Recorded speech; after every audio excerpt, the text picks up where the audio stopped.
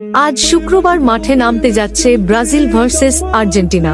গতকাল 11 তারিখ বাতিল হওয়া ম্যাচটি অনুষ্ঠিত হতে যাচ্ছে আজ। এই ভিডিওর মধ্যে জানতে পারবেন লাতিন বাংলা সুপার কাপে ব্রাজিল আর্জেন্টিনার ম্যাচ বাতিল করা হয়েছে নাকি আবারও খেলা হবে, সবকিছু জানতে পারবেন আমার এই ভিডিওতে। সাংবাদিক লাঞ্ছনা, শর্তভঙ্গ ও অব্যবস্থাপনার দায়ে লাতিন বাংলা সুপার কাপে ব্রাজিল ও আর্জেন্টিনার দুটি ক্লাবের মধ্যে ফুটবল ম্যাচটি স্থগিত করেছে যুব ও ক্রীড়া মন্ত্রণালয়। বৃহস্পতিবার সন্ধ্যা 7টায় জাতীয় স্টেডিয়ামে এই ম্যাচ হওয়ার কথা ছিল।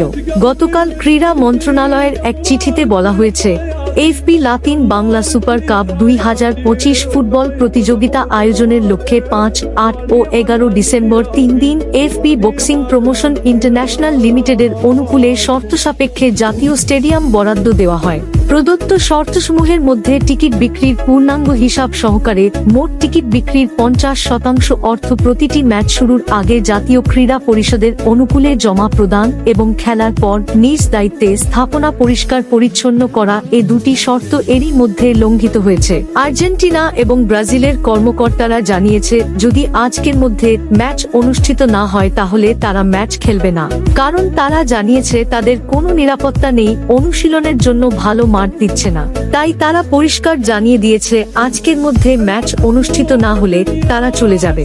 অপরদিকে এখন পর্যন্ত বাংলাদেশের কর্মকর্তারা কোনো সিদ্ধান্ত আনতে পারে নাই। এতে বোঝা যাচ্ছে আর বাংলাদেশের মাটিতে কখনো ব্রাজিল আর্জেন্টিনার ম্যাচ অনুষ্ঠিত হবে না। যদি বাফুফের কর্মকর্তারা বসে একটা সিদ্ধান্ত নিতে পারে তাহলে ম্যাচটি অনুষ্ঠিত হলেও হতে পারে। যদি ম্যাচটি অনুষ্ঠিত হয় তাহলে আপনাদেরকে জানিয়ে দেয়া হবে ভিডিওর মাধ্যমে। তাই এই আইডিটি ফলো করে সেভ করে রাখুন পরবর্তী ভিডিও পাওয়ার জন্য।